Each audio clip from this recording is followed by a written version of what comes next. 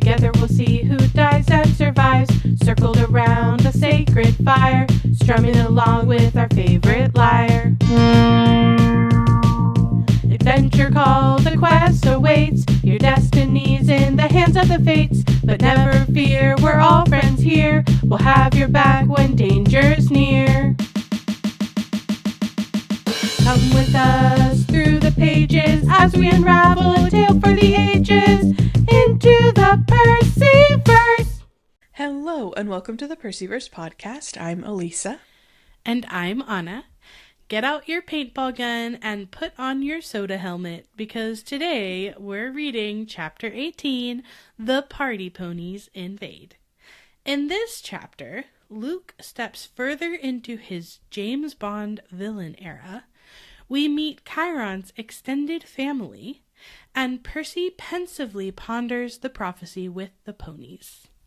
Wow, what alliteration at the end. Snaps for the alliteration. Snaps for the alliteration. I'm very proud of it. Also, I'm just realizing this really is like the chapter about Chiron's whole family. It with totally the way that it ends. is. This is just like Chiron's family. That's a good point. His family That's a good tree point. chapter. That's a very good point. It truly is. But yes, we begin right where we left off. We do. Because we left off with Luke being very threatening and very You won't leave this ship alive. Yes. And Percy in his continuing his run of really good thoughts and really good plans that he does instinctively. He challenges Luke to a one-on-one battle because, remember we had all of the however many, a dozen or more. 10 more just came out. A bunch of, yes. A lot of people already on deck. A bunch of more warriors just came out. And also Annabeth and Grover are still being held by their necks or something. They are incapacitated. Agrias still has them. Yeah. Yes. So it's really just Percy able to free in any way to fight at all in this moment. And so he's severely, unbelievably outnumbered, and I think is part of why he makes this really good call to be like, okay, I can't take on all of you. And also it's a risky call because he's rusty. Yes, but it's the only good one. Yeah, and it has layers to why it's so smart, because Luke is desperate to leave to catch Clarice, but also the downside of all of the people on board for Percy is he's severely outnumbered. The upside is he now has an audience, so that when he challenges Luke is in this spot, right, where he's going to look like a coward if he leaves. But if he stays, then he's going to let Clarice, have more time to get to the airport and I guess Oreos has Annabeth and I forgot that. Annabeth and because Agrias is getting the Pegasus. Yeah, and Agrias has gone to get our friend, who will be revealed as our friend in the next book, is yet to be named, but the pure black Pegasus is who Agrias comes back with wings like a giant raven, and I was like, it's Blackjack before we know. Okay, but here's a question. Is Blackjack a girl?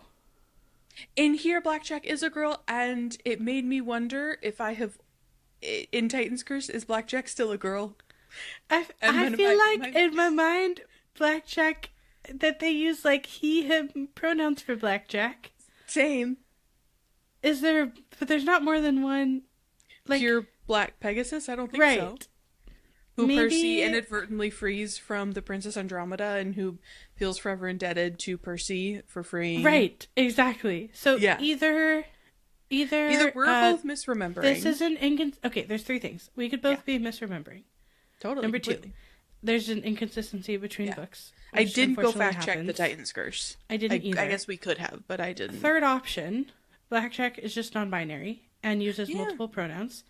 And we love that. And as we said, Cersei would be confused. Or fourth. Yeah. If okay. What? Oh, no. Or fourth. This is such rabbit hole.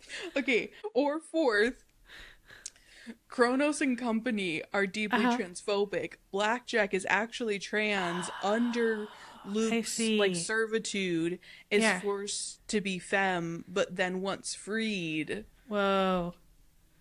discovers his Well, masculinity. because this is all and- happening in Blackjack's thoughts, so that's a really Yes. intense forcing, because Percy's Right, like, I right. could understand her thoughts.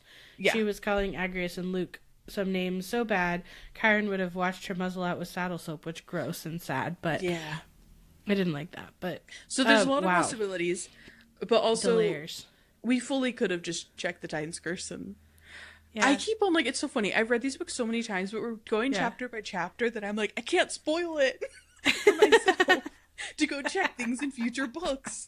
I have to read them. You do strictly in have that come up chronological for you a order. lot. And I so think like, I refuse just to read that check and I was things. like, huh? But it's at the beginning of the chapter, so by the time we got No, to the I end of know. the chapter, I kind of forgot Yeah. that this was the thing that was confusing. Because this is Blackjack. Unless I'm wrong, this isn't this Blackjack. has to be Blackjack. Because I think. Blackjack is freed from the Princess Andromeda. Yeah. And is forever grateful to Percy. Yeah, which is what's For- happening here. Yes. Will happen here. And Blackjack is black. Right? Like, Yes. not a different color. no. of Blackjack is like coat. the pure black Yeah. Pegasus. Yeah. Yeah. That's. Yeah, I don't know. Well, so It's- Blackjack's gender identity aside, Yes. is Blackjack the first trans representation in Rick Riordan's book? Percy Jackson. It wasn't any other characters. It was actually Blackjack. It was actually Blackjack. And the what was it? The giant tortoises, the one odd at That's what Cersei's I'm saying. Island. Cersei is that's what we kind of landed Right. on, is that anyone who doesn't fit neatly into the gender binary Yeah. becomes just like a beautiful creature Right. Yeah. on the island. Like neither Yeah. Yeah. guinea pig nor like Right. Right. whatever. Lady helper. Or just being able to stay as a woman. Yeah. Right. So, anyways, we're uncovering so many things in Yes. here in the this Sea is of Monsters, this is why the people listen to the podcast. and for hopefully our, people for aren't our book screaming at fact us. checking that we to- do really good at. Right. Right.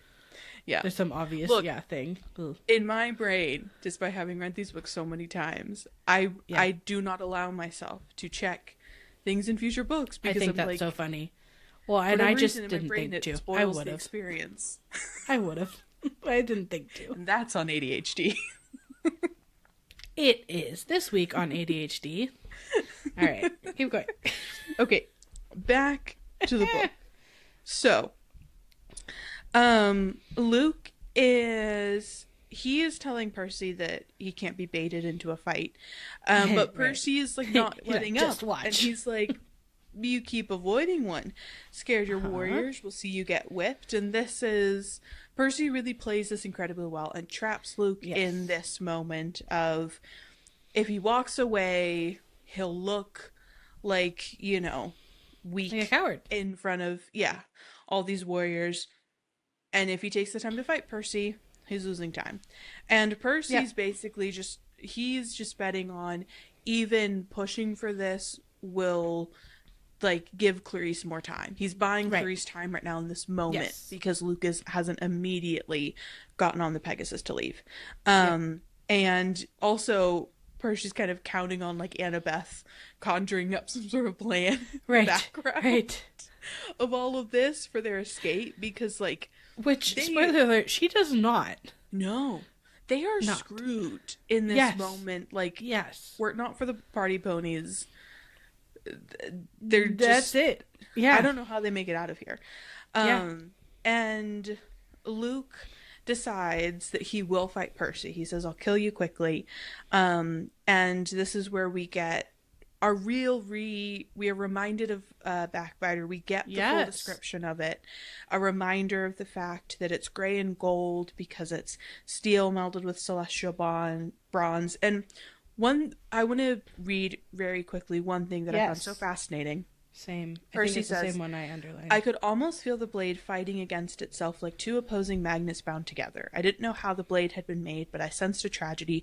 Someone had died in the process." So, like, that important information aside, the description Yeah. of the blade fighting against itself, I was like, that's Luke incarnate. Like, Luke is fighting against himself. Now he will for the rest of this series. He will at the very end. Luke is this like, he will become this combination of human and celestial in the sense of, like, Kronos will like, he will, Luke is Backbiter. Yeah. Yes. Yeah. And so I think that's so cool.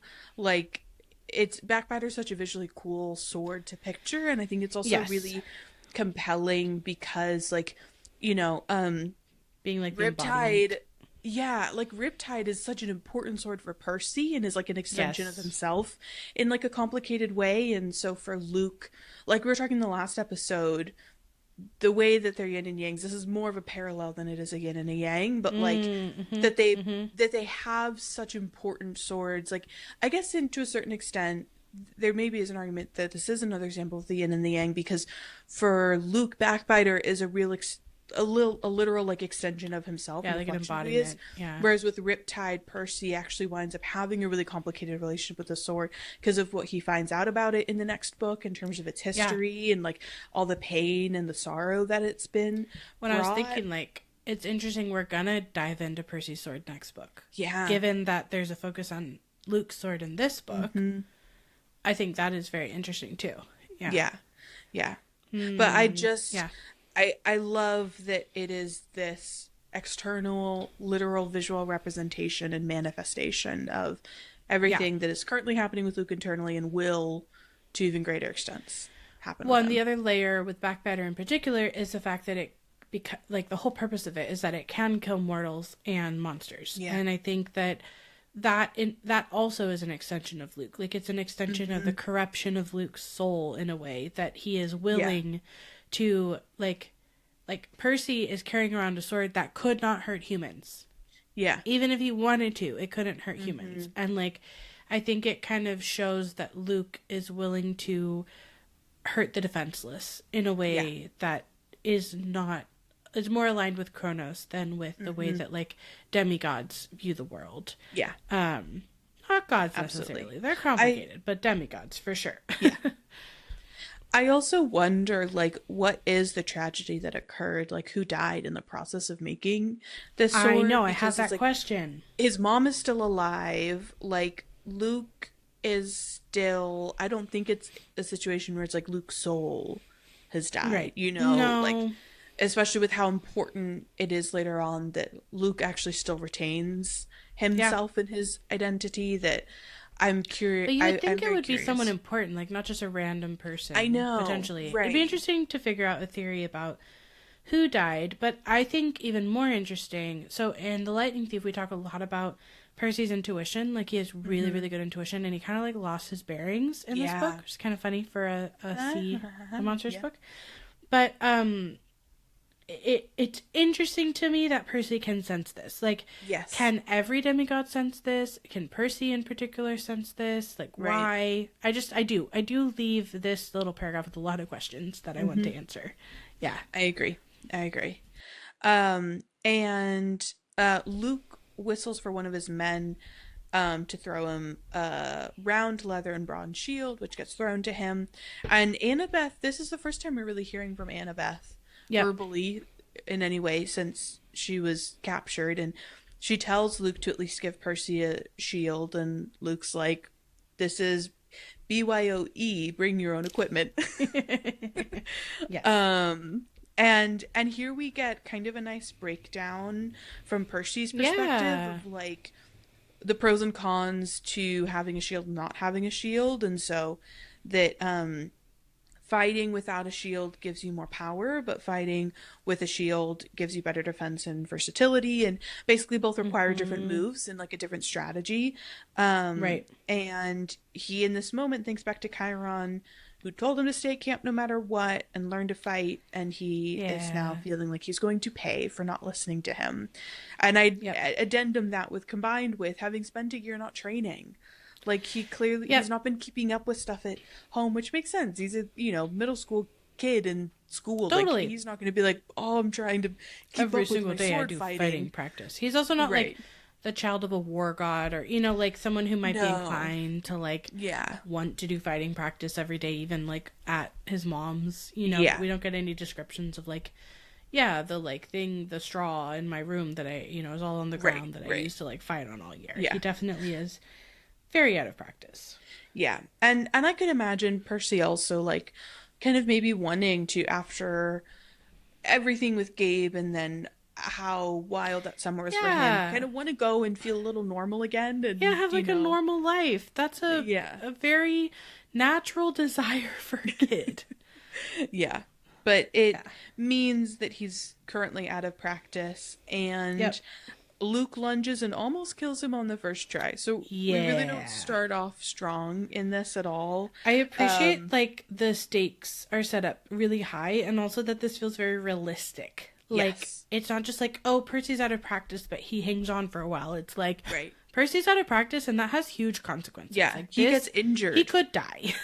He immediately gets injured because Luke is able to slash through his shirt, graze his ribs. And Luke calls him out that he can tell that Percy's out of practice. And I'm going to try to kind of summarize this back and forth as best as possible. Let me know if I miss anything super important. Okay. But, like, we got the jab in. Percy's really feeling it. He gets back into the swimming pool, gives him some strength. That really helps. He uses the water. He kind of throws Luke down, but Luke gets up incredibly quickly. Like, it's very clear straight out the gate with this fight that Luke is prepped and ready and strong and capable and in fighting shape. Also, Percy is immediately coming off of the Sea of Monsters, tired, out of practice, and fighting someone who was like the most skilled swordsman in like a generation plus at camp. Yeah, when Percy showed up. And who has been staying in like sword fighting capable like shape this whole time when Percy has not been. And Luke gets another jab in. Percy's thigh is on fire. He's really struggling. And also now Luke is positioning himself so that Percy can't get to the swimming pool. I think, you know, that moment of Percy going in, getting the surge of strength, using the water against him, Luke is like, no. I'm not letting that happen a second time in this fight. Grover, you know, is worried about Percy, says his name.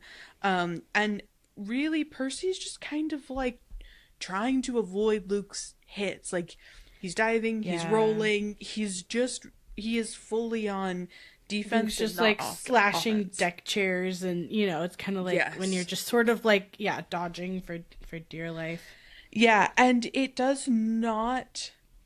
it's really not going well, and Luke is advancing on Percy and tells him that there's one thing that he wants Percy to watch before he dies, which is this is really Annabeth and Grover die, get their heads smashed together, which is like, he's talking about two people who he had been, I mean, Annabeth he'd been incredibly close with. Obviously Grover came in to the group towards the end of that whole experience, but like, they lived at camp for years together. Like, Annabeth is family to him, even though in this moment he's obviously not treating her as such. Like, we know that's the level of relationship they've had. Yes. And he's so like callously and casually says this, like, as if it's nothing to say that he's going to make Percy watch Percy's two closest friends, who are also two of Luke's like previously closest friends, die before killing Percy. It's really and intense. Not just die, not just be killed, be eaten alive. Yeah. And that's like so gruesome. Yes. And this really parallels like back to your mirroring idea that like this book mirrors, you know, that you're saying. Like, this parallels so much, because at the beginning, when we first have our Andromeda section, Luke's like, we're gonna kill you, and then he like lets them escape. Like, it feels like, oh, he really is gonna kill them in this moment, that should wake up Annabeth, etc. But like, he lets them go, right? Yeah. In this moment, that is clearly not what is happening. No. And so it's not just like Luke, this is why I said he's like this is like furthering what we said last time about like his James Bond villain situation, Yeah. because he's not just like, oh, like I'm giving up on you, I'm going to kill you with my sword. He's Yeah. like, I am going to make you watch your friends be eaten alive, and then I'm going to kill you. Like that is so intense. Like It is. it cannot be understated how intense this is. Yes. Also, And I just think about Annabeth in this moment. no, I know, and I think it's really, really interesting given the Titan's curse and what Yes. Annabeth is I going was to thinking do about for that. Luke. And I do think this book, I think, really sets up incredibly well the split intention that Annabeth and Percy are going to have for the remainder of the series when it Yes. comes to Luke, because, like, this is a real escalation, in my opinion, on Luke's part, like a I very agree. genuinely serious one. Yes. That's, like you were saying, the He's thread not at the bluffing beginning of this the time. book, right, isn't real. This is real, and Annabeth still holds on to that hope. I think this feels to me like a moment where Percy's really like, okay, like You everything was gotta get on signed, board here. sealed, Yeah. delivered in the previous chapter with proof. He's like, this is the proof that Luke is gone. Totally. Like there is Totally. nothing left. Like there's no redeeming qualities left in him. Totally. No, I agree. And then the second thing to me that hurts my heart here is Yeah. Oreos, who was Yeah. like really getting beaten up on at the beginning of the book, is the one who's being told to eat Annabeth and Grover. And I don't know, just Agrius and Aureus have really, really sad backstories, as we discussed, They like really when they do. were first introduced. And so just, I don't know, just this moment where he's about to get killed. I don't know, the whole thing just feels so gruesome and tragic. Yes. This whole section just Yes. feels gruesome and tragic. Yeah. It's very you were like, he's becoming James Bond. To me, this is Game of Thrones. Like Luke has graduated from James Bond in the last chapter Totally. to Game of Thrones villain in this Yep. chapter. Totally. Totally. Is kind of how it feels to me. Yeah, yeah. And right when truly all seems lost and we're in this horrendous moment, all Hades breaks loose because a red feathered arrow sprouts from Aureus's mouth. And the party ponies have arrived. Party ponies have arrived. They make quick work of the two brothers. They are gone kind of in an instant. Because Agrius like wails brother and lets the Pegasus's reins go Yes. in time for, importantly, as we were talking earlier, this black Pegasus to kick him in the head and fly free over Miami Bay. So again, I think this has to be Blackjack. Yes. I think it has to. But yes. I had a question for you. Yeah. The bear twins' bodies dissolve into smoke, I know. not dust. And I was wondering if this is because they're like partly human. Potentially, the really funny thought that I had was Miami is so humid. Oh my god. Like, it The can't dust actually becomes be ash. Smoke. Like, Yeah. You know, There's too much like- water in it that it's vapor. yeah. Sure. I was wondering, I don't know. I just can't remember if someone else has dissolved into smoke, and if like, because their story involves them being like Right. part human, right? So Yes. Yeah. if maybe that changes their composition, and also Well, but it do did they for them. rematerialize? Yeah. I mean, the Minotaur is a child of a human, and the Minotaur. But aren't they part human, or are they full bear? They're described as bear man. Yeah, like I think that the bottom is man and the top is bear. Oh, right. Is that what it is? I'm trying to remember. I'm remembering from the beginning.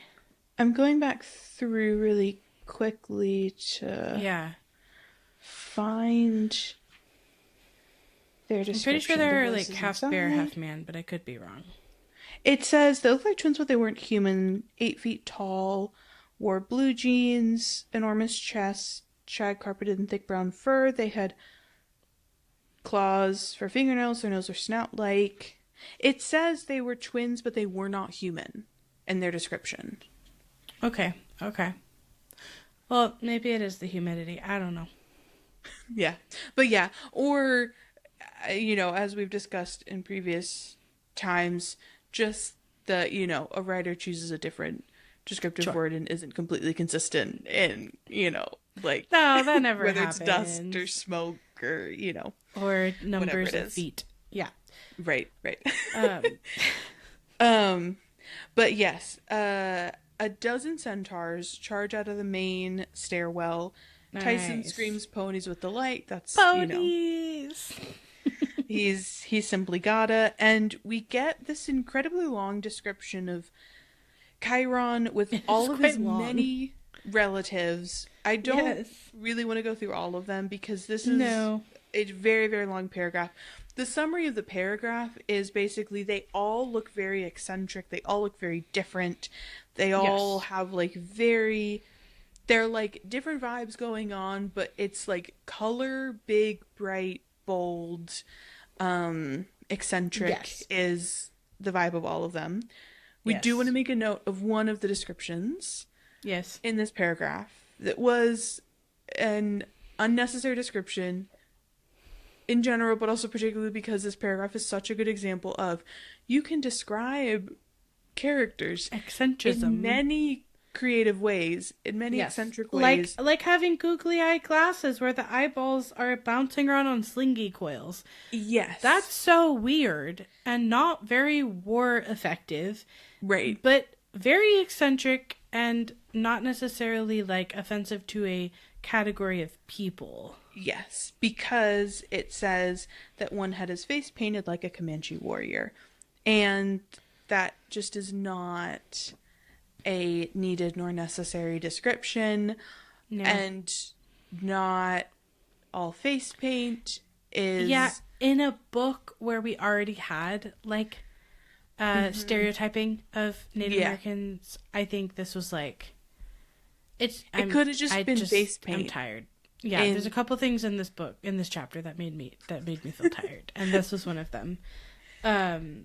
Yes, So- it could have been anything. Like it could have been a butterfly. It could have been anything. it could have been face paint of a million things.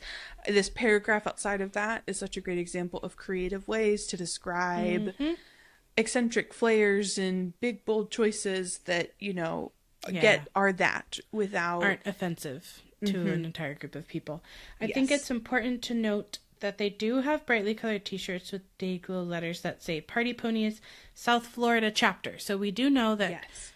A, these are the South Florida chapter Party Ponies, Right. and B, that implies that there are other chapters Yes. of Party Ponies Yeah. from Even different just parts of the country. within the state of Florida alone, because it's just South Possibly, Florida, yeah, right. South Florida. So, yes. North Who and have Florida, a contentious rivalry with the North Florida Party of Pony. course, naturally. Yeah. You know, as you do. Is there like a Disney, the way that Disney like wanted Disney to be like a city, like its truly own city in yeah, Florida? yeah. It's like a yeah. Disney chapter of the Party Ponies. The Party Ponies. Honestly, it wouldn't surprise me if like some of them work at Disney Yeah. doing Yeah, entertainment. Yeah. Yep.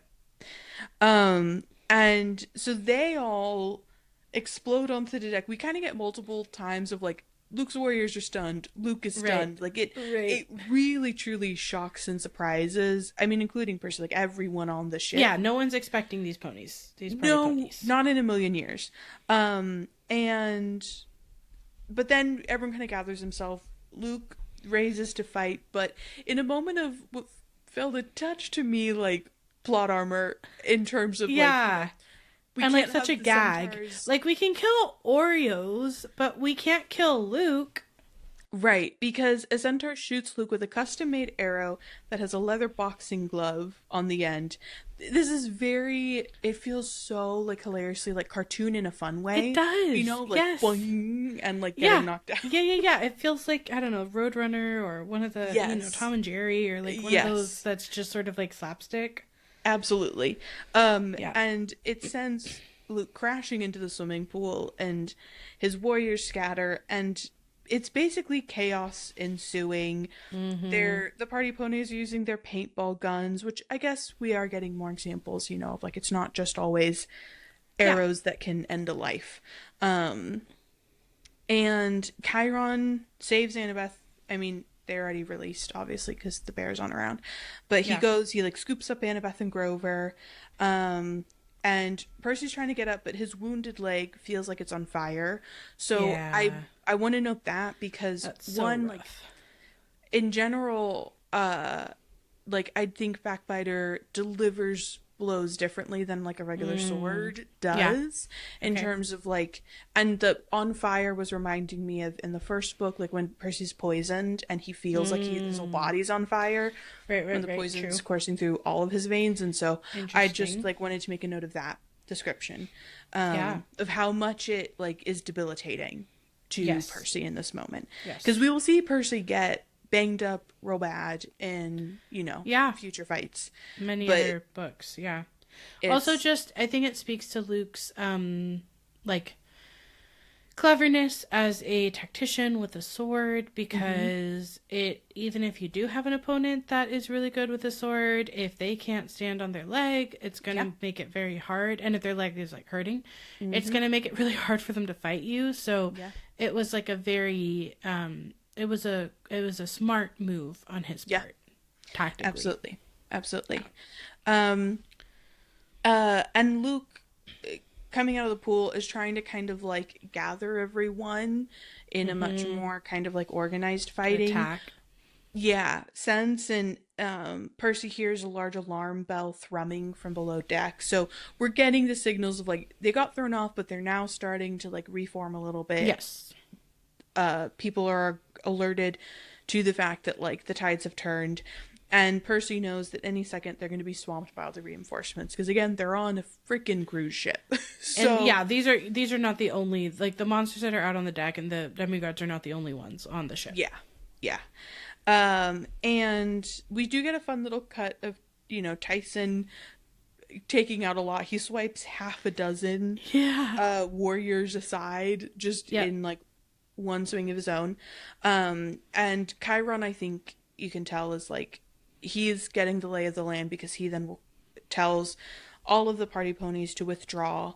And Luke then shouts back, "You won't get away with this, horseman," which I'm just like, dude. Rude. Unbelievably rude. Like, you can say Chiron. You don't have to say it. Wild. Like, it felt like Luke wanting to, like, say a slur, but there isn't, like, a slur for centaur, and so he goes with that as, like, a degrading thing. You know. Well, and I think that, like, I if we want to go deeper, like, perhaps betrays an insecurity in Luke, where, like, Chiron is this old wise mentor figure, and a student who kind of, like, goes to the dark side, like, is gonna know that Chiron is very powerful, very very, very intelligent, like, wise, and very disappointed in him. And that would bring up feelings for Luke, I think. Totally. And so, he probably feels the need to say something because he has this insecurity. And currently in the midst of actively saving, like, Annabeth, who's very important to Chiron, and then, like, Chiron's, like, new protege, who Luke essentially was going Percy. To kill. But then the cartoons have not stopped. No, they have not, because he gets another boxing glove arrow straight to the face. So funny and weird. I know. But the party ponies start to gather to leave. A Palomino calls for Percy to get Tyson's attention to jump on board. Here's where we get part 2 of Unnecessary Thing in the book, because I'm so tired. The centaur says, "Dude, get your big friend," which is like, I have no problem. That's fine. That's just an objective statement about Tyson's big, size. And he's a friend. No issues with that. The issues occur when Tyson gets on the centaur's back, and the centaur groans and makes a comment about Tyson being big, and, like, a desire for him to not be so. And my thing for that was, I'm like, you recognized this is a larger being that is about to jump on my back. It's like with the hippocampi. It's like there was a larger one to accommodate Tyson. Yes. You can, like, call it a different centaur, or just like, not comment. It's an unnecessary like diet culture related comment. And I think Yeah. that here it's like, it makes me tired. I can't say this enough. It just makes me tired. It makes me so tired. Like, we just don't need this stuff in literature. Yeah. Like, we just don't need the reinforcement of this. But B, the other thing is, like, when fat phobia is used as a throwaway joke. Like, just to have a joke in this moment. Yeah.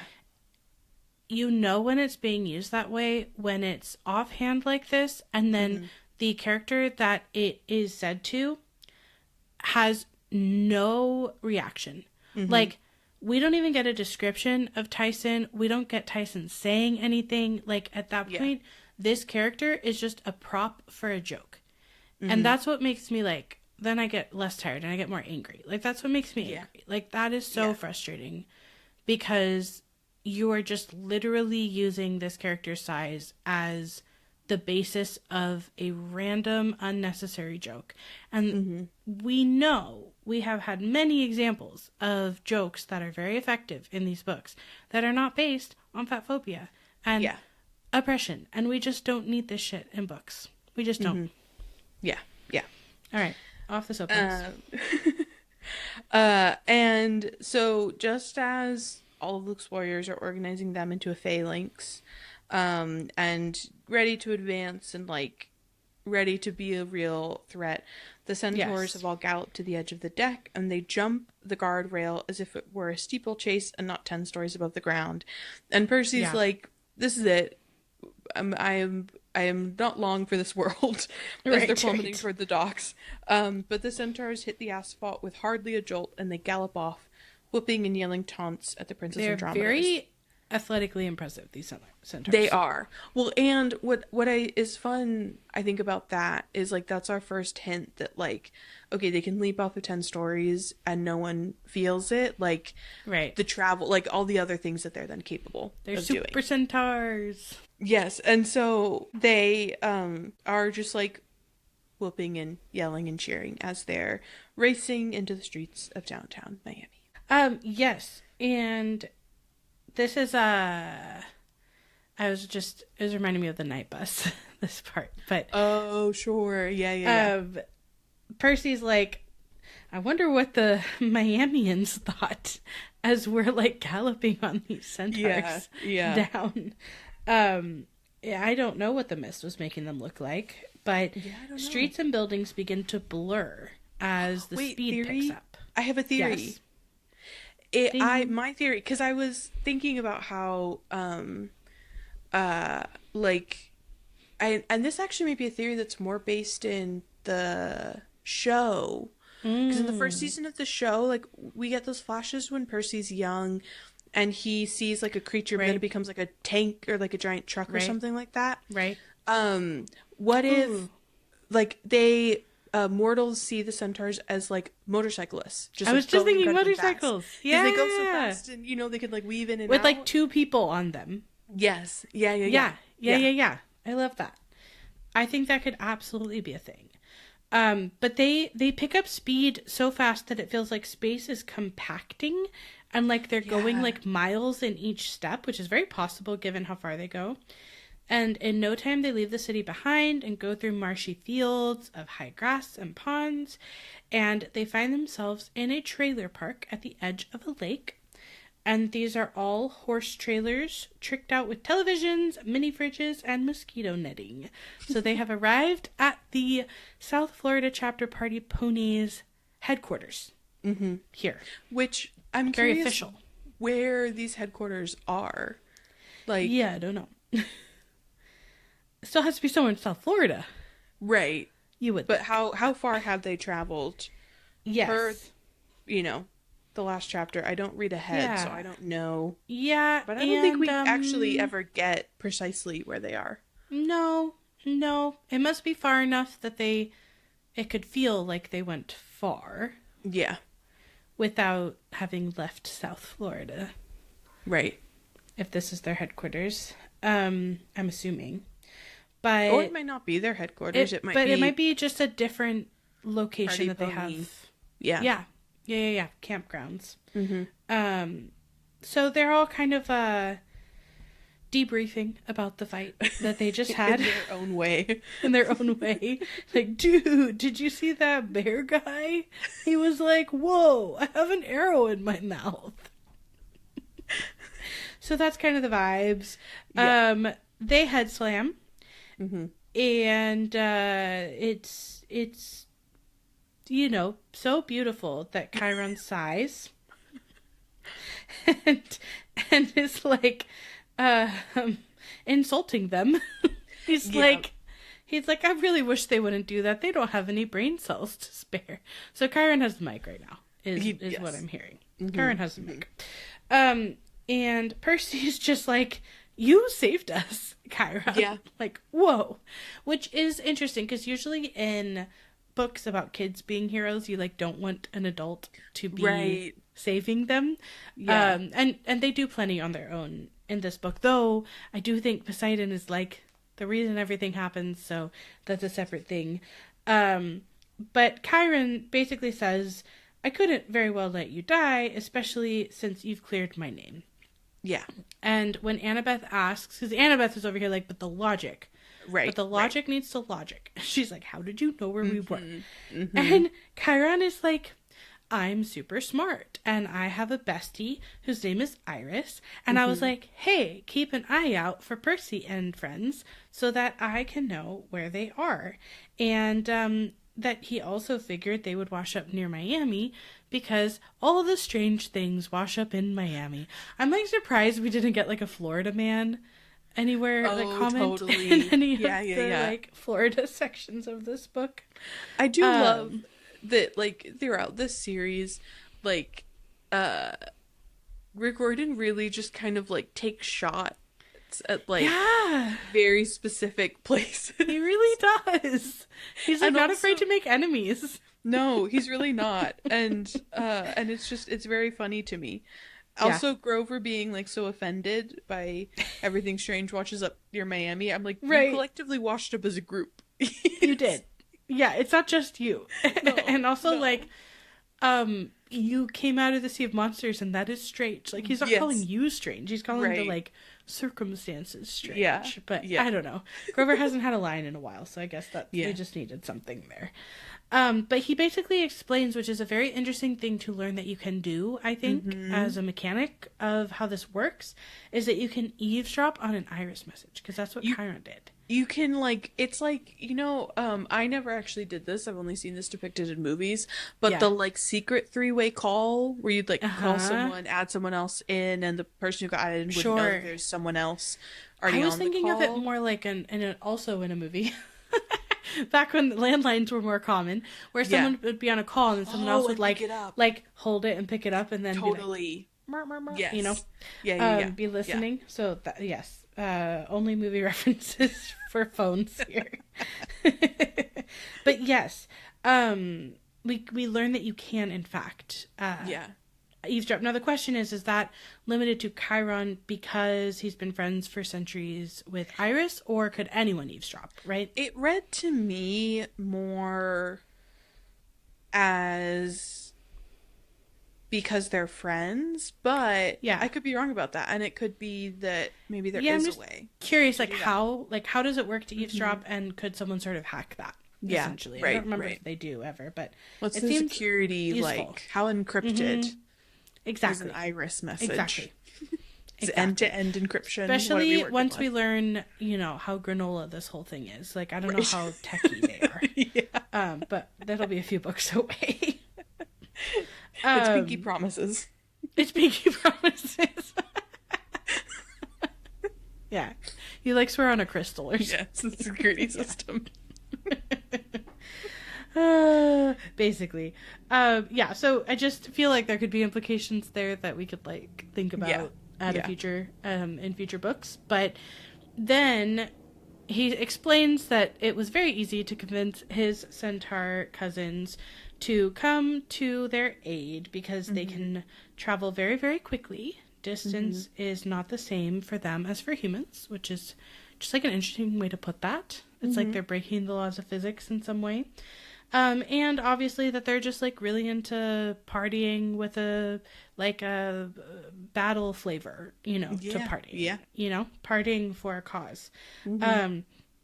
So there, Percy looks over and sees that some centaurs are teaching Tyson how to use a paintball gun, which love that for Tyson. No notes.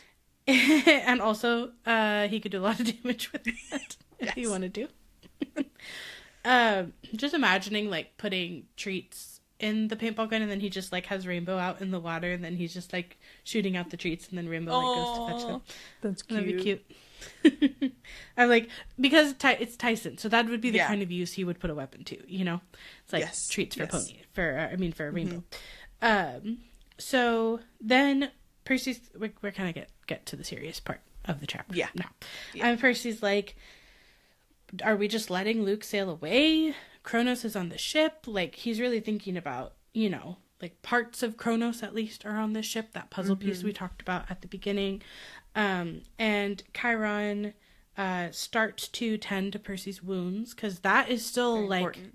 Percy has ridden this whole way with these like stinging wounds that are really hurting him. And Chiron, because he is also like kind of a chess player, as we've discussed, basically says that what happened today was more of a draw in terms of like the outcome. And he says that they didn't have enough, numbers. They just had, 10, 15 ponies, centaurs, to like take the ship because of how many monsters, but also Luke wasn't able to pursue them. So nobody won. And then Annabeth is like, but we got the fleece. Clarice is on the way back. So like, Annabeth wants to win. Annabeth is focused. I get it. I can relate to that. And so she's like, but we did the quest thing. Like that we won, Right. And Chiron is like confirming but looks uneasy. And then he's like, you are all true heroes. It's kind of like he like knows Annabeth needs like a pat on the back. Yeah. Like, yes, you are a hero. Like, I confirmed this for you. So I have a question, because here we get our first Chiron looking uneasy. Throughout the conversation, we're going to have a couple of moments where Chiron is alluding to being unsure as to like what will happen with the fleece. Yes. And I was wondering if, because Chiron eavesdropped on the call and so therefore heard Luke like say he was going to give it to them. Yes. Yeah. Like, it made me curious. Is that when Chiron started to think about all of the possibilities, like all of the ramifications of the Golden Fleece? Did he already wonder about that before? Like, because Chiron is missing from so much of this book because he has been kicked out of camp, so we like, don't really get a ton of face time with him. My guess, because of how smart Chiron is that he has had this suspicion, but that what Luke says about, I was gonna give you the fleece when we were done with it, kind of like confirms it. Yeah.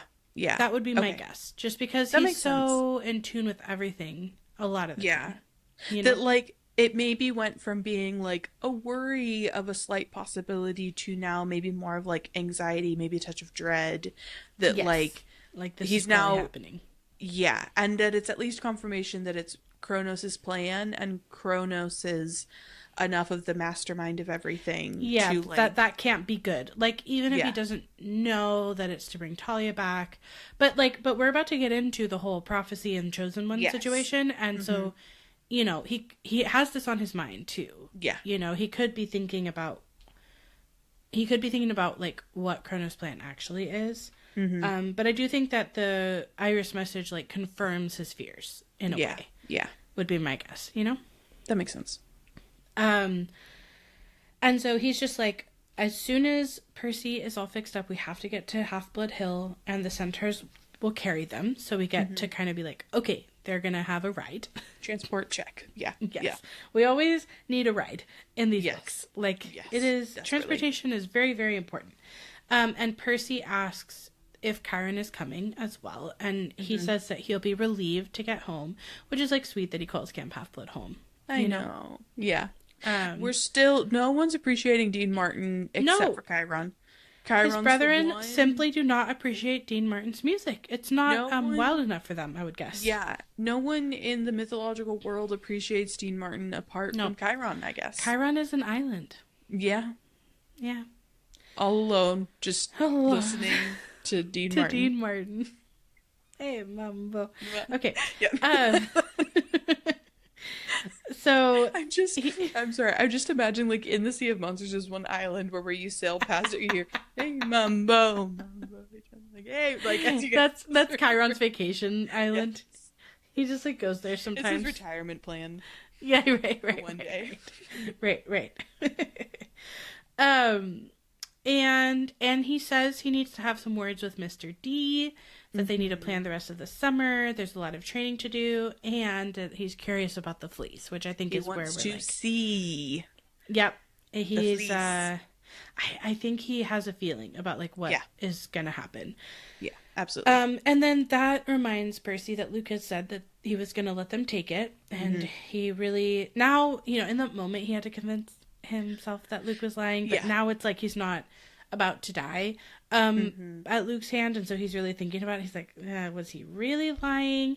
And I like how he words this. He says, I've learned with Kronos there was usually a plan within a plan. The Titan Lord wasn't called the Crooked One for nothing. And so he's kind of like talking about what you were speaking to earlier about sort of the chess moves of it all.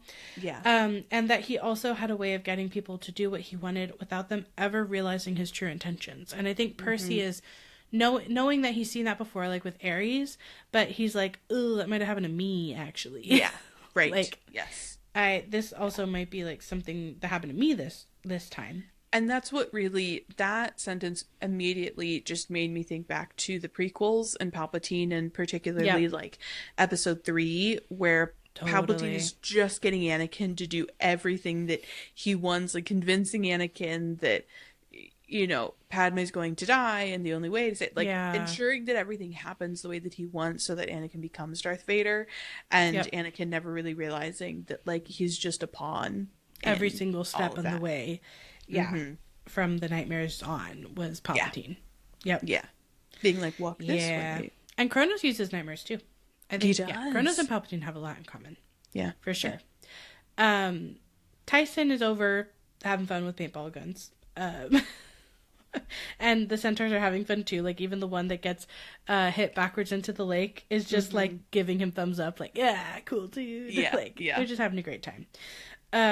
But Chiron, this is like a wink wink nod nod. It's like, I know.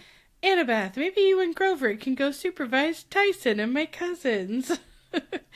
And Annabeth gets it. Grover's like not picking up on what Chiron's putting down. Annabeth is just like, yes, I understand the subtext, and Grover is not understanding the subtext. No. But they go, and Chiron explains that Annabeth and him had a talk about the prophecy on the way to the campsite, and Percy very sweetly is immediately defending Annabeth, like, I made her tell me, which is way better than what Chiron did, which is make her protect Percy forever and swear on the river Styx. So I'm like, you're fine, Percy. Like, that's still just like unspoken, like not talked about here. Yeah. And Chiron's irritated, but he's like, yeah, I figured we couldn't keep this a secret forever. And so Percy is just straight to it, like, am I the one in the prophecy? Like, is that what's going on?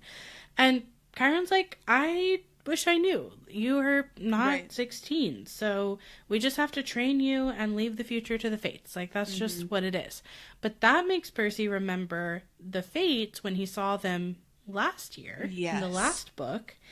And he is realizing that when they cut the string, when he thought it meant he was going to die right away, it probably actually has something to do with the prophecy. And this is interesting because the way Percy says this is like accurate and not assuming he's going to die. He says, the death they foretold, it's going to happen when I'm 16. And like, that's true, actually. And it's interesting that Percy says it that way. Not, I'm going to die when I'm 16. Yeah. Well, I think interesting. I think this, to what we were talking about in the last chapter of like Percy's growth, his intuition really like it's like back being online. back online, his analysis really being back online, how quickly he was like, Clarice, I know what the prophecy means. You're good. Like, here's the plan. I think Percy's realizing that his interpretation of it being the string getting cut isn't necessarily that that's his string, but that it's just what she says later is that it's like could be someone in relation to him, someone important to him, and like a warning for that, and he's connecting it to the prophecy now that he knows of the more about it. So I think it's emblematic of Percy's intuition and all that stuff coming back online. Totally. Him really, he's really starting to understand like how prophecies work too, like the mechanics of prophecies. You can't read them at face value, and maybe that's true for the fates too. Yes, and that's kind of true for like so much of what's communicated in the mythological world is that there's smoke and mirrors around it, and it's never what you think it is. When he was even just talking about with Kronos too, smoke and mirrors. Yeah, true. Yeah, very true. And Chiron's just anxious this whole conversation. He's just like, his tail is nervous. He's just nervous. But he's just like, you can't be sure of that. We don't even know if the prophecy is about you. And Percy's like, I'm the only child of the big three. And Chiron is just like, that we know of. And I'm like, yeah, just wait a few months here, Percy. It's coming. It's going to be a surprise winter situation, which always is so interesting. So then Percy is like, Kronos is rising. He's going to destroy Mount Olympus. And Chiron agrees that he'll try. And that he would destroy Western civilization along with it if they don't stop him. But he believes that they will stop him. And Percy knows Chiron is trying to make him feel better. But he also remembers what Annabeth said, that it would come down to only one hero. And that decision itself, like in the prophecy, will save or destroy the West. And he does still feel, like you said, that the fates are giving him a warning about that. And so that there will be a death, either him or someone he's close to. And this is where Percy just kind of is like, it's really interesting. It's almost meta in a way. But it's like the whole point of having kids be heroes in books is like, I'm just a kid, Chiron. He just says it. He just says the thing. What good is one lousy hero against something like Kronos? And I think this is a really, really interesting and important section here where Chiron talks about like the purpose of heroes. Yes. Which is super interesting. And he references that Joshua Lawrence Chamberlain said something similar before he single-handedly changed the course of the Civil War. So this is a very Civil War heavy book. Did you look this up? It is. I did. Yeah. What did your 5-minute Google tell us? Who is Joshua Lawrence Chamberlain? Is that a real person? He was in fact a real person who did... He is best known for his, according to Wikipedia, like gallantry at the Battle of Gettysburg. He was awarded a Medal of Honor for that. But basically, he was very key at Gettysburg in that battle, and was so key that he actually, where was it? He was given the honor of commanding the Union troops at the surrender ceremony for the infantry of Robert E. Lee's army at Potomac's courthouse, Virginia. Interesting. So he was actually like, I didn't go into the depths of what he did and how and when, the top level summary, the first summary that Wikipedia gives you of someone's life when you go to the Wikipedia page, it references that, and that he was quite important in that battle. So you know how Annabeth's dad, it like has all these like war scenarios out on the table. It just, this moment of like knowing this at all. And, like, does Rick Riordan have, like, war maps out on his table with little figures and stuff? Like, does this come from, like, personal experience? Yeah. He's, like, one of those guys who's, like, really into World War II books. And I'm just wondering. I'm just curious.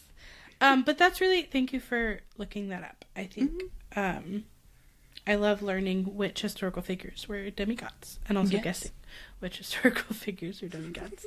Or current figures.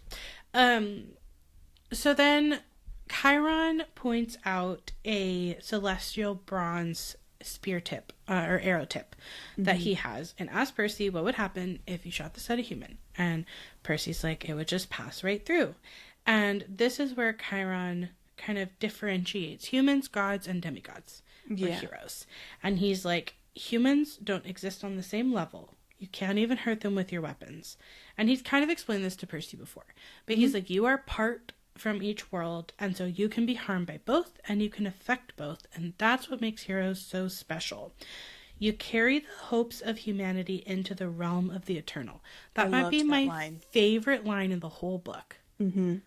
This, like, they get really deep here, but that's my favorite line, I think. Yeah.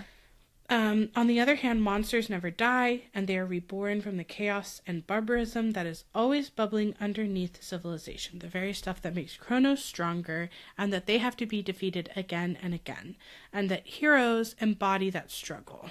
I want to note the thing that I found really interesting in this, because this is really like Chiron is espousing his basically personal philosophy here in this moment, and it, in addition to the very beautiful line that I love so much about like heroes and them carrying the hopes and all that, the way that he describes the monster, I was like, it is fascinating that in the thousands of years of him being alive, he has never once questioned how he views monsters and his construction of them as their purpose being to be defeated, that they are only chaos and barbarism, you know, and that the point is that they're defeated again and again and kept at bay. And I'm like, kept at bay from what? Like, or running the world? Like what? Like, especially when you hear from monsters, their whole deal is like, we pop out and we're like, we must find hero.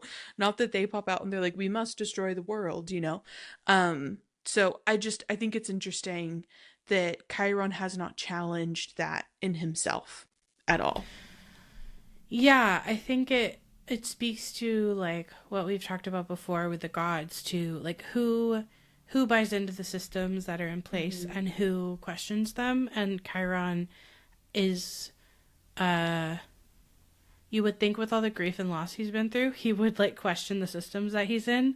Right. But he doesn't seem to, and I actually think the reveal at the end of this chapter might be part of that. That I also think there could be elements to like, I thought of two elements as well. Like one, having trained so many heroes, the like needing who have then died, there would be this, I'm sure, feeling of like they're all dead at the hands of and so then it justifies the training of more heroes to like defeat monsters. Well, and if he questions it, then like were their efforts like, exactly not like they shouldn't have had to die. Right. It's like having to, he has to create the viewpoint that makes the heroes' deaths valiant, and also the training of new heroes valiant still. And I also think him only being a trainer and not actually being out in the world and like encountering monsters himself, because that's not his role. I also think there could be a level of like, it has been so long since he'd ever actually been face to face with a quote unquote monster that he's not challenged in the same way that like Percy does get challenged, and we see that in this book where he's like, wait, Polyphemus and Tyson, are they really that fundamentally different at their core? What makes the killing of one okay versus the other? And Chiron doesn't get challenged in that way because he's not actually having to face the monsters. That's a very good point. The demigods to kill. That's a very good point. Yeah, I like both of those ideas. I think they make a lot of sense for his like worldview. Yeah, that's really interesting. And Chiron really wants Percy to like see things the way he's explaining them. He's like, he's like, you fight the battles humanity must win every generation in order to stay human. Do you understand? And Percy's like, I don't know. You're getting all philosophical on me. I know. Especially when Percy's question was basically like, I'm a kid. What can I do against Kronos? I am child. He is Chiron Titan. is like giving him like a dissertation on demigodhood. And like the classes of who exists in the world, and this like battle of good versus evil that happens cyclically Percy's again like, and again. So my question was, I'm a child. Coming back to, I'm 13 Can we years old. circle back? Kronos is a Titan. What are those odds? For me, they're not feeling great. And Chiron is basically like, you have to try to understand, because whether or not you are the child of the prophecy Kronos thinks you might be, And after today, he will finally despair of turning you to his side. So he's kind of confirming, like, Luke and Kronos are, like, today they gave up on you, ever joining them, which is a victory, but also puts you in more danger. And yeah, he basically says that, like, Kronos was just waiting to see if he could use Percy, and then if he can't, he'll try to kill him. Which is just, like, I don't know. This is just intense. Like, Percy's question, like he said, was, I'm a kid. And Karen's like, I'm gonna just put, like, everything on you and also be, like, one of the most powerful entities, like, that's ever existed. For sure wants to kill you now. Right. And Percy's like, this was not what I was asking for. Right. He doesn't. All. It's interesting because for me, I was like, Karen, I don't think you actually ever answer Percy's question, nor do I really feel like you provide any relief, except at some point I think he does he say you won't be alone? I think he says that somewhere. Oh, you will not be alone in that fight. He says that at the start of his kind of soliloquy on his, like, moral beliefs and philosophies. But I don't feel like he ever actually, like, addresses Percy's concerns or like really answers Percy's like, what can I do against Kronos? And that's just not what he's answering here. No. Like, he's actually making it worse. He's like, Kronos for sure wants to kill you now, by the way. That's not better. I also think there's something so interesting about Chiron also saying, like, it doesn't matter, Percy, if you are the child in the prophecy, Kronos believes it to be true. Right. So he will be treating you as such. So it's like... Which goes back to, like, fate and destiny and self-determination and all that kind of stuff. But I also think a really interesting, like, in my opinion, that's kind of a point in the column of, like, Percy actually should know the prophecy, because in that sense it's a disadvantage for him to not know how important Kronos believes he is. Whether or not he is the child of prophecy, Kronos treats him that way, so Percy needs to know that to, like, be armed with the information to understand this is the threat level I perceived as being. To be like, look, you might not be. You need to proceed as if you are not necessarily, but, like, here's the information Kronos is using so you can defend yourself. Right. Yep. We don't do that. That would be nice and smart, and we don't do that because it's a YA book, so we're not going to do that. We're never going to do that. No. But Percy, because his intuition is online, like we've been saying, picks up on how much Chiron is, like, in Kronos' head in what he's saying, like interpreting what Kronos is thinking. And he's like, you talk like you know him. And Chiron's like, dang it, I didn't mean to reveal this. Been caught. But he doesn't remember question 48 on the test. Right. Apparently this was on the test. I mean, I love that we're at the end of book 2 and we're still finding things on the test. I'm so excited to put together this test. Oh, absolutely. So he says, I do know him. And Percy's just like, oh, right, this guy's old. Like, he, like, forgot that Chiron is, like, 3,000 years old. And then he's like, oh, is that why Mr. D blamed you when the tree was poisoned and why some people don't trust you? He's like, indeed. And he's like, wait, come on. Why would you think that, why would they think that you would betray the camp for Kronos? And he's like, remember your training, remember your studies, what is my connection? Like, he's back in teacher mode. He's like, I'm not going to 48 on you the have test, to remember. Percy. Exactly. And Percy's, like, thinking he's always gotten mythology mixed up, even now that it's real, you know, like, real to him. He has trouble keeping everything straight, and he does not remember. He's like, you owe him a favor, or he spared your life. Like, he's just, like, guessing. Percy is doing the thing where you just straight up guess. I know, which is really funny considering that, like, in Greek mythology, all roads lead to being related. Absolutely, yes. Like, in the most disturbing of ways, usually. Yes, in the most kind of horrific ways, all roads lead to being related. Like in if you had just said you're related to him, like, no matter what, that would be true. Yes, probably. Like, in so many of these retelling books that I read where they're, like, pulling from so many different characters. You'd be like, oh, that character from the Iliad, I'm reading about like her sister or like his brother in this retelling of this, and I didn't realize that they act, like it's, much less like the like the god relationships and yeah. It's very, to another Game of Thrones parallel. It's very Targaryen. Yeah. In the family tree is a circle. Totally. Like, the family tree is not. Yeah, Greek mythology is a lot like that. Yeah. And like you said, this is the we learn about like all of Chiron's relatives chapter. Yes. But so we end. This is the very, very last part of the last page of the chapter, where Chiron says in his impossibly soft voice, "Percy, the Titan Kronos is my father." Dun dun dun dun. Dun. It's interesting because this is where we end, and it's not so much a cliffhanger as it is just like a dropping of big info for you know, unless you like knew this coming into it because you're super. I think we talked about how like in the first book it's like mythological creatures most people know, and in this one it's like, okay, we're getting like another layer into like you need to have read the Odyssey or the Iliad or just like been more into Greek mythology to know these things. If you didn't know that, it's just like a really big info drop right here. But back to when we were talking about why Chiron would buy into the system of the gods and feel that he needs to do so like loudly too. I think this is just another reason. Like both that he prefers this system to what he saw his dad do, and that he has an underlying like knowing or fear that people are going to judge him poorly for this familial connection. Yeah.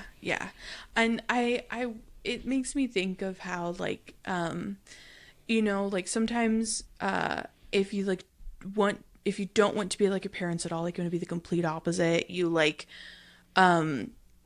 create your identity in opposition to your parents. And so I could imagine in order for Chiron to do that, he would have to like everything that is associated with Kronos is he evil, wouldn't like it. It's bad. Which would include the the monsters because they're on Kronos' side. Right, exactly. And also like very true. They are reborn from the same place that Kronos is like being sent captured in. Yeah. It's there's so many ties and connections there that I like he would be doing that internally mentally, and then like externally I'm sure like he doesn't like, I don't know how many of some Annabeth I'm sure knows the family tree by heart, but like I'm sure not all the campers pay that close attention into their like Greek mythology history classes to be like, oh right, that's Chiron's dad. That I'm sure he's also trying to like, he doesn't like to share this information with people, totally, because like it's like a shameful secret of his past. Even though it's like it feels a little, is it Shakespearean where it's like the sins of the maybe of the father or whatever. I don't really know Shakespeare all that well either. But it does feel, Chiron feels kind of Shakespearean to me. Totally. I mean, character. Like even his soliloquy, like you said here. Yes. I did look up who his mom is because it made me curious. Oh, yes. And so his dad is the Titan Kronos, and according to the very brief search, his mom is the Oceanid nymph, Philyra. I don't know, but the story goes that Kronos took the form of a stallion when he was with the nymph, and so that led to Chiron being born, half horse, half human. But also I think it's interesting that there's a water element, because like horses and water are also connected in Greek mythology. And then the other thing is that this means that he is half brother to the Olympian gods, because Kronos is also the father of the Olympian gods. And I think that there can often, with half siblings and step siblings, be like this tension Yeah. that comes up, and so it kind of makes sense that like the gods in their vast immaturity would have this feeling about Chiron, even just in the sense of like being half siblings. You know what I mean? Because that's such a great point, because it's like the Olympians are children of Kronos, not all of them directly, but they aren't like pointing the main fingers ones. at each other, being like, you child of Kronos, but they're going to Chiron being like, you child of Kronos, when it's like, you are also child of Kronos, or like, and that's like sometimes grandchild. what happens with those like half sibling relationships is they can be contentious. So I think that's a really interesting layer. Yeah. Yep.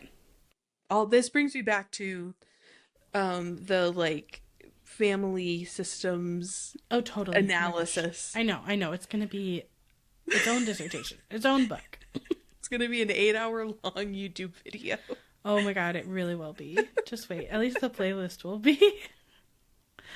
It'll go for days. Yeah. There's so much to unpack there. But yeah, it's an interesting ending to the chapter. I think Sea of Monsters in so many ways has sort of unexpected and unsettling things that come up in it, and this is just like another one that happens here. Yeah.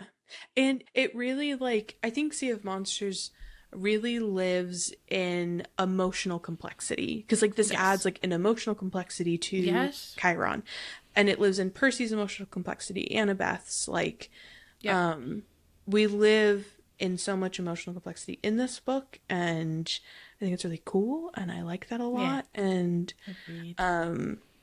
and so much of it sets up like the rest of the events in the series in such a cool way. It really does. And yeah, I agree. I like that we question a lot of things from the first book in this second book. Any other final thoughts for this chapter?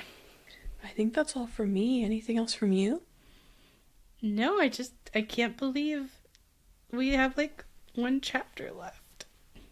No, one? Is that right? 2 chapters. No, we have 2 chapters left. We have 2 chapters left. I can't believe we have 2 chapters left.